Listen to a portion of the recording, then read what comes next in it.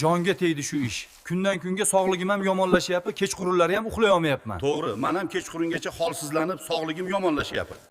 Nimaga bunaqa o'tiribsizlar? Shundoq ham jadvaldan orqada qolyapmiz. Ishni barvaqt tugatib, erta ketib qolyapsizlar. Biz ham odammiz. Bu bo'yoqning hidiga o'tirib bo'lmaydi. Boshimiz og'rib, nafasimiz qisilib ketdi. Shu uchun ishni ham erta tugatib, kun yarmida ketishga majbur bo'lyapmiz. Bunga o'zlaringiz aybdorsizlar. Xonadon egasiga shu bo'yoqni olishni o'zlaringiz tavsiya bergansizlar. Biz bir necha yildan beri shu bo'yoq bilan ishlab kelamiz. Ustaka, hozir zamon rivojlangan, yangi va har tomonlama yaxshi yechimlar bor.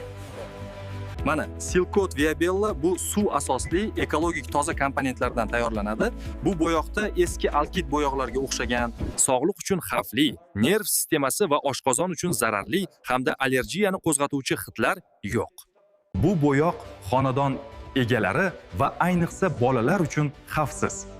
Undan tashqari qo'shimcha ustunliklari ham bor. Yonmaydi, kuchli adgeziyaga ega, ya'ni sirtga mustahkam yopishadi, surtilishi oson va yoqimli, silliq qoplama hosil qiladi va valik izi ham qolmaydi. Bu bo'yoq devor, yog'och, metall, plastik hamda kafel yuzalariga ham bemalol mos keladi. Bu bo'yoqni qayerdan olsam bo'ladi? Viabellani o'zingizga yaqin bo'lgan qurilish materiallari do'konlaridan so'rang. Agar do'konda bo'lmasa, sotuvchidan buyurtma asosida olib kelishini ayting.